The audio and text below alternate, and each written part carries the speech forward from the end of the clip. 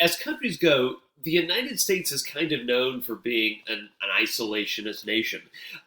Remember that George Washington, in his farewell address, strongly discouraged the United States from developing entangling alliances or relationships with European powers. And again, that's because, based upon our experience in the War of 1812, Europe is a scary place. So this isolationism isn't necessarily because Americans are, completely unconcerned or uninterested in what's going on in Europe. It's because Americans are kind of interested, and the approach that Washington articulates is kind of like this. Like, you just put a bag over your head and pretend that Europe doesn't exist.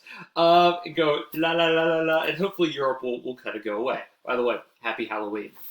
So, what happens though is that foreign policy considerations continue to be important after the War of 1812. We still have issues related to manifest destiny and the spread into the West. And it's important to remember that European powers are still present in North America. As we found out during the War of 1812. So we have a few points to kind of discuss on that.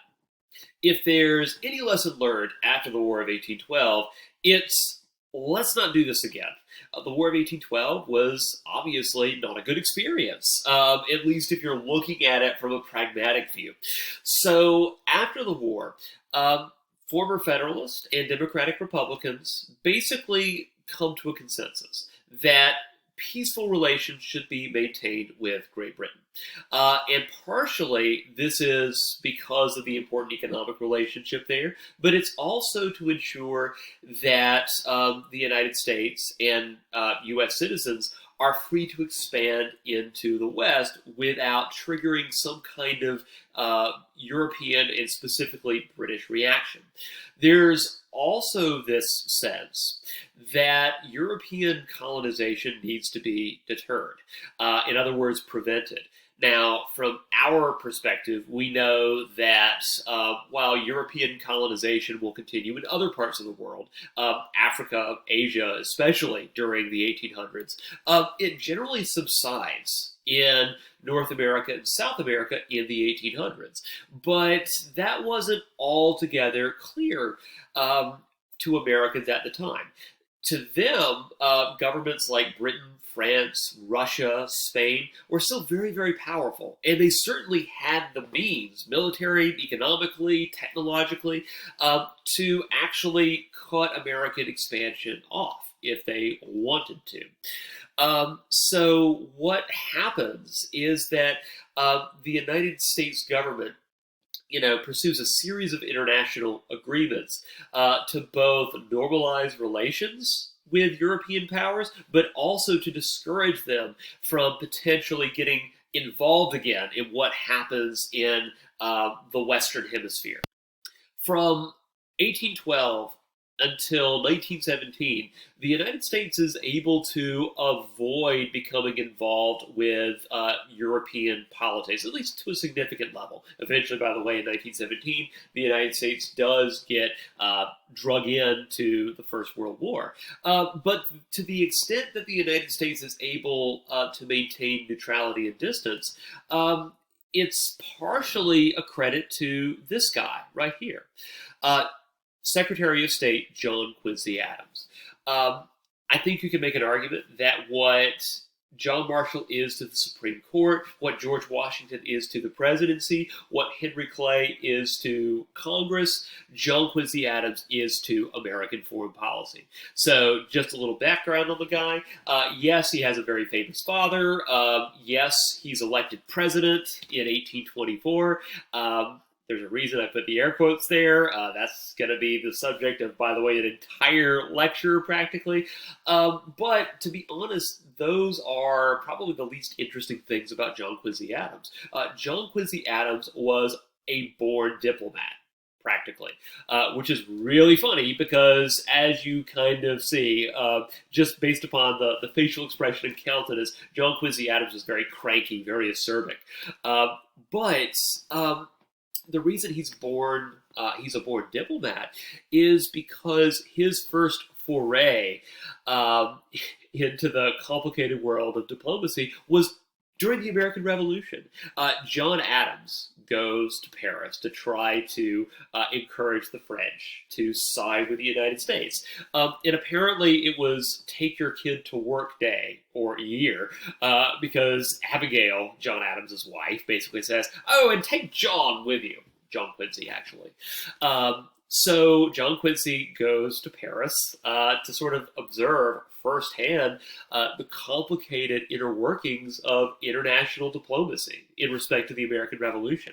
And apparently, later on, they are. This is, by the way, while John Quincy Adams is either between the ages of 12 to 14, and so later on, the United States apparently needs an ambassador to the Russian court at St. Petersburg, and apparently suggested that John Quincy Adams be the voice of the U.S. government in the court of Catherine the Great. So this 14-year-old kid basically is sent to Russia to speak for the United States government. And apparently he does an excellent job, because John Quincy Adams is, like his father, very intellectually brilliant, quickly learns Russian, as well as masters a variety of other languages. So the guy lives and breathes foreign policy, and he has experiences that just nobody else can conceivably have today. I mean, helping broker important international agreements when you're still like practically in middle school. That's really impressive. So John Quincy Adams is a name we talk about a lot. He was very important in kind of de-escalating hostilities between the United States and France during the Quasi-War. He is one of the individuals who helps sign and devise the Treaty of Ghent. And he's also somebody who continues to develop the United States' role in the world, and particularly in the Western Hemisphere. Speaking of the Treaty of Ghent, you might remember that treaty ends the War of 1812, but that's about it. It calls the whole thing a draw, to quote the Black Knight of Monty Python, and that's about it. So some of the issues that underlie the War of 1812 don't really get solved or resolved in the 19th century, but some of the territorial issues do. Kind of. And what happens is that the Secretary of State, John Adams, helps negotiate a treaty between the United States government and the British called the Rush-Bagehot Treaty, which basically establishes the border of Canada that exists today. It establishes that the U.S.-Canadian border will lie on the 49th parallel here. Now, there are a couple of territorial issues or questions that still have to be resolved. The first is that what is called the Oregon Country, or what the British called Rupert's Land. I mean, what a British name. You call it Rupert's Land. That is something that's not really resolved by the Rush-Bagehot Treaty. It's claimed by both the British and the United States. And there's also some lingering questions over Florida that we'll need to sort of resolve. But this kind of helps alleviate some of those border tensions. It also establishes that the Great Lakes area will be used as commerce, and the Great Lakes are demilitarized. That's kind of an important point, because during the War of 1812, the British and the Americans created fairly large fleets that did battle on the Great Lakes. So this is kind of important for the promotion of trade and commerce, which as you'll probably see, given the market revolution, is very important during this time period. Now, I know what you're thinking here. You're grateful, because if there's one thing we never talk about in this course, it's treaties and agreements between the U.S. and British governments. I mean, it's not like we've talked about the Treaty of Paris in 1783, or Jay's Treaty, or the Treaty of Ghent, and now the Treaty of Rush-Bagot. Obviously, let's say diplomacy between Britain and the United States is complicated. But if there's something that kind of weaves all of these different treaties and agreements together, it's the fact that American foreign policy is grappling with the fact that the British are becoming a global superpower. In the early 19th century, Britain is really, actually in the mid 18th century, Britain begins industrializing. And not only does it start matching its more populous European neighbors, it starts exceeding them. And so by the early 20th century, the British Empire basically spans over 1/4 of the landmass of the globe. And apparently, according to British imperialists, all the oceans. So the British Empire was kind of a thing. Now, that being said, Americans didn't necessarily think that the British were inevitably going to spread across the world and conquer a good chunk of the globe. But admittedly, by this point, the British had already defeated Napoleon, and they looked pretty imposing. So a lot of what American foreign policy is trying to do is it's trying to maintain our trading relationship with the British, but also making sure that we don't, openly antagonize them, while also retaining our independence. And as we've seen throughout the early 19th century, that's actually been very, very challenging in practice. Now, what's also kind of interesting is that, on the one hand, American foreign policy revolves around dealing with the emergence of one superpower, but it also deals with the decline of another. And it's a superpower that we haven't mentioned in a while, but is very important in the beginning of the course. And that is, of course, the old Spanish Empire. If you remember, when we started the course, Spain was the big baddie of Europe. Why? It's because they had the largest empire, the best army. It was like they had the best of everything. And of course, in the New World, they were able to discover all of this gold. And also remember that the Spanish Empire grows more in about 50 years than the Roman Empire grows in about 500. The 1500s saw the Spanish have a really good run in terms of military successes, in terms of diplomatic successes. The Spanish were kicking butt and taking names.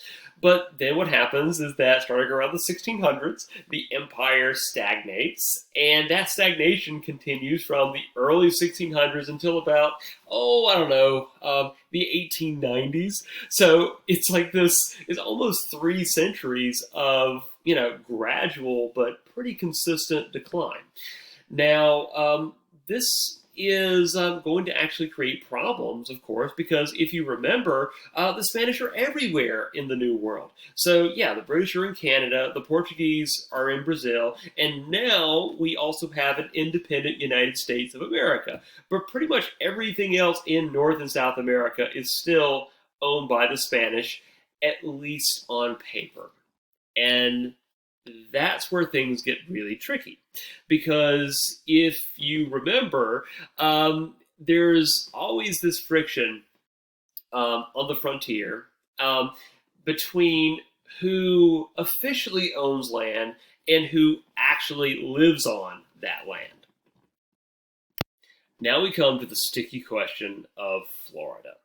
Now, Florida is sticky for reasons other than the fact that it's mostly swamp during this time period. It's also sticky because nobody is really sure who owns Florida, or in fact what Florida actually is. We sort of talked about Florida originally as a Spanish military colony. Remember, the Spanish basically established a fort called St. Augustine. It's the first European settlement in what will eventually become the United States of America. But the thing is that Florida changes hands quite a bit. We talked about the fact that European powers to a certain extent, traded colonies back and forth with one another, like they're property in, a game of Monopoly. So what happens is that the Spanish officially owned Florida up until 1763. Now, in 1763, as a result of the Treaty of Paris, the British are awarded the colony of Florida. Then, 20 years later, because of the Second Treaty of Paris in 1783 that ends the American Revolution, the Spanish get Florida back.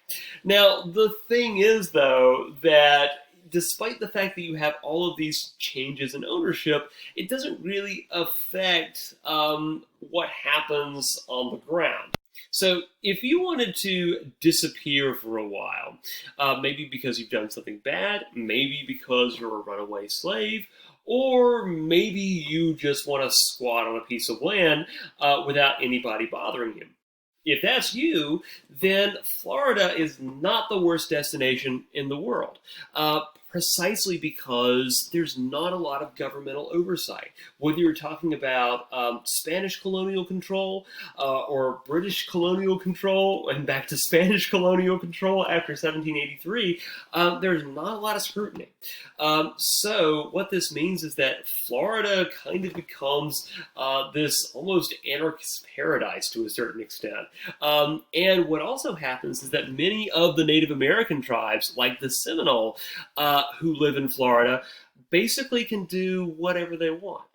And by the way, one of the things that the Seminole do is they rally to Tecumseh's cry for help, or at least remember that Tecumseh's rebellion kind of creates this domino effect.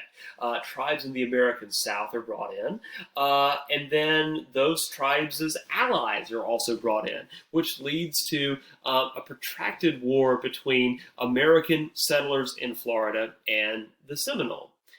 Now, the American settlers in Florida we'll have to explain in just a little bit, but suffice to say that there are skirmishes that take place between American forces in the South and Seminole Native Americans. Now, officially, they're living in territory owned and controlled by the Spanish, but the Spanish don't really have the ability to actually dictate what the Seminole do. What also happens, by the way, is that it quickly becomes apparent that nobody knows exactly what Florida is, which is another problem. I know that sounds ridiculous, but just hear me out. So at this point, as of the year 2020, the boundaries of most states are not really contested. That wasn't the case in the early 19th century. So, for example, if you were to ask the Spanish government, the borders of Florida are basically the same in the 18 teens as they are today. If you were to ask James Madison or James Monroe, you would get a very different answer.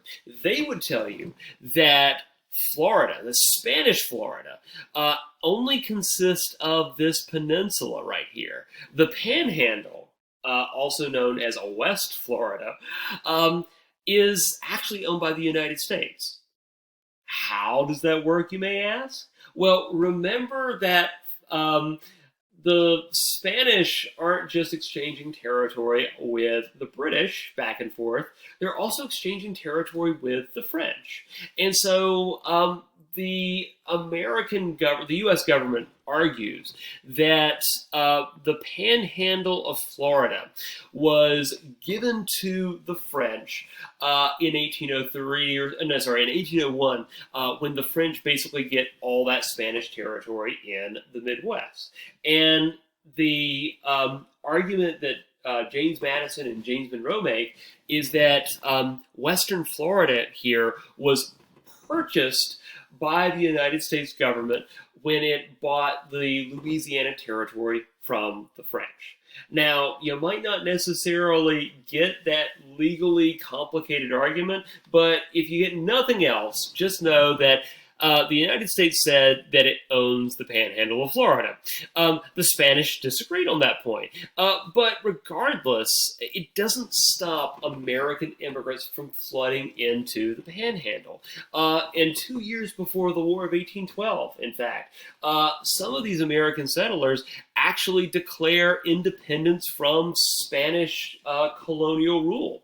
And by the way, that's not the last time we'll see that in American history. You'll see something very similar happen in Texas, where Americans basically moved to settle land in a foreign territory, and eventually, once enough of them sort of congregate together, they eventually declare independence.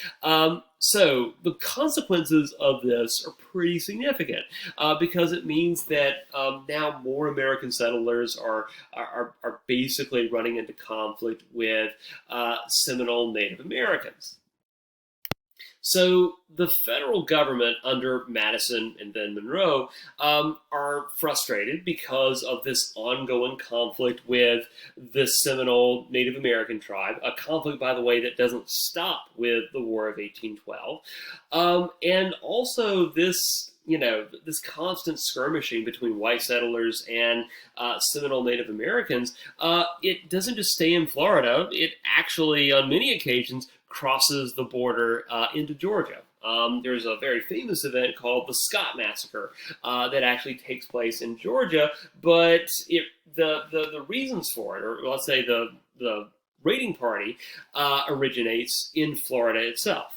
Well, the other thing that sort of frustrates people like Madison and Monroe is that Florida is also seen as a safe haven for fugitive slaves. And something we're going to talk about eventually is the fact that in the early 19th century, slavery becomes economically significant again. So for all of these reasons, Madison orders General Andrew Jackson to terminate the conflict or terminate the hostilities between U.S. forces and the Seminole Nation. What does that mean? Terminate hostilities. Well, to Andrew Jackson, the problem is the fact that the Seminole Nation are able to launch these raids, and there really aren't any consequences. So what Jackson decides to do is to just invade Florida and take it away from the Spanish, and basically ensure that there's no way for the Seminole to cross the border and attack Georgia ever again. Now, as you might imagine, the Spanish had strong feelings about that, but so too did the British, interestingly enough. Now, the British don't own Florida anymore. They gave that up after the Treaty of Paris in 1783, but they still had merchants and British nationals in Florida. Well, remember that as a young boy, Andrew Jackson was sworded in the face by a British officer. And he's basically held a chip on his shoulder, or rather a chip in his skull, ever since because of that experience. The Battle of New Orleans was not just a chance to, fight a glorious battle for the country. It was a chance for payback. And by the way, apparently that wasn't enough for Jackson, because when he discovers that there are two British nationals in Florida, one of whom is a retired Royal Marine, he instantly assumes that they must be spies for the British government. And he tries them for espionage. One of the British nationals is actually executed by firing squad. And another is executed by being publicly hanged. So the British, the Americans, and the Spanish disagree on a lot. But if there's one thing they can agree on, is the fact that Andrew Jackson sucks. He almost starts a war. He almost starts two separate wars as it happens. A war between the United States and the British, and another war between the United States and the Spanish. Now, the more serious consideration is the potential conflict with the Spanish, because American forces now occupy a large part of Spanish Florida. Them's fighting words. So, what do you do here? If you are James Monroe, who's been sworn in as president following the end of James Madison's second term in 1816, if you're James Monroe, here's what you could do. You could just point fingers at Andrew Jackson and throw him under the bus. We told him to deal with the Seminole threat. We didn't tell him to invade Florida. And that argument might have worked. The problem is that argument makes you look weak. So you told one of your generals to, not start a war, and he starts a war. What's going on over there? It's going to make you look really weak. So that's problem one. Problem two is the fact that at the end of it all, the United States is really feeling this vibe of manifest destiny, and they want to ride that wave as long as they can. So this is where John Quincy Adams is put in the unenviable position of arguing, of trying to prevent the Spanish from getting angry or upset, but still getting Florida in the process. How is that going to work? If you rob somebody, what do you expect them to do? Not be angry? How is that going to work? Well, here's what happens. John Quincy Adams and the Spanish government signed an agreement called the Adams-Onis Treaty of 1819. Here's what the treaty stipulates. The treaty stipulates that the United States will retain control of Florida. Well, how does that work? Well, Adams knows that at the end of the day, the conflict over Florida is just one of many conflicts that the Spanish government is facing. The Spanish Empire is fighting for its very life. In a little bit, we'll talk about the fact that it's during this time period that you're seeing, the Latin American wars of independence crescendo. During the next few years, Mexico, Colombia, Venezuela, most of the Spanish Empire, in fact, will break away from Spanish rule. And that's a very long, painful, bloody, and above all, expensive process. And Adams convinces the Spanish that they don't really need Florida. That's just more territory to govern, and they're having problems governing their territory already, and you need the money. So what we'll do is we will pay $5 million for Florida. We'll compensate you for your trouble, and we'll basically call it even. And eventually the Spanish say yes. We should also mention that Florida at the time didn't exactly look like this. It looked more like this. And so for the Spanish, it was actually a fairly obvious decision. So if you look at a map here, by the way, this gives you an indication of, the time frame in which all of these all of these Latin American countries gained their independence. And by the way, most of these wars for independence, they're either inspired directly or indirectly by either the American or the French revolutions. So what also happens is that many of the leaders of, the armies of Argentina or, Colombia, Venezuela, Mexico, these are basically members of the Creole caste. In other words, these are descendants of European immigrants who sort of hit that glass ceiling where they can't advance any further.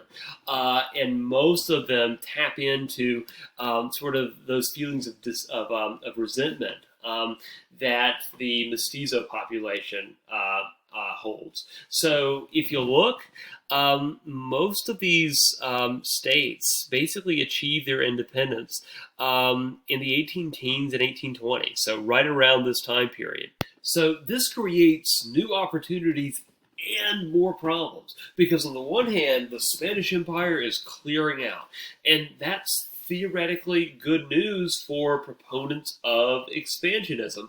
And remember, in the early 19th century, there are a lot of them. It's one of the few things that both political parties kind of agree on, by the way.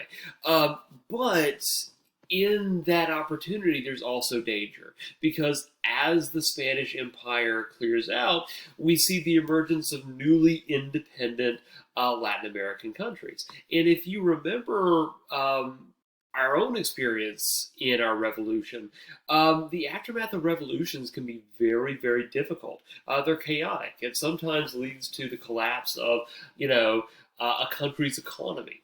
And so there's a fear that what's going to happen is that these new Latin American countries will be very weak and open to European exploitation.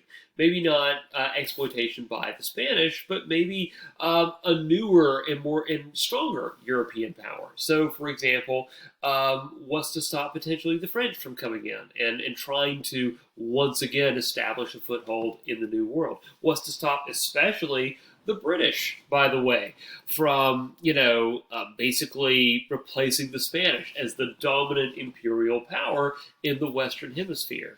And expansionists like Quincy Adams, I think, were worried that what this would lead to is it would lead to the United States becoming encircled by European powers yet again.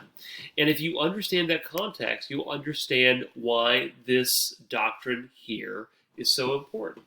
The Monroe Doctrine. It's possible that you guys have already heard of it. Let's go ahead and summarize what it is, and then we'll talk a little bit more about the context. Basically, this is a promise that the United States will stay neutral in European affairs, and in return, it's generally expected that European powers will stay out of the Western Hemisphere. Now, this doctrine is actually based on a series of agreements and understandings that John Quincy Adams worked out with the British Foreign Secretary George Canning. Because what the way the Monroe Doctrine works is that the Americans and the British cooperate to prevent other European powers from returning to into the Western Hemisphere. Now, it might seem really weird that the British would agree to this because, as many of you know, eventually the British will dominate most of Africa and Asia during the 19th century. So why would they, for some reason, become picky about colonizing the Western Hemisphere? And the answer is laissez-faire capitalism. The British realize that they stand to make much, much more money simply trading with these newly independent South American countries than they do if they simply colonize them. It's one of those things that where we can see the transition away from mercantilism and the evolution to laissez-faire capitalism. It's also critically important that the British agreed to this because the United States just simply doesn't have the military power to prevent other European powers from intervening in the Western Hemisphere. It's only because the British Navy supported the Monroe Doctrine that these newly independent South American countries remain independent for the foreseeable future. So the Monroe Doctrine is one of those things that's important not just for what it does at the time, but what it will continue to do.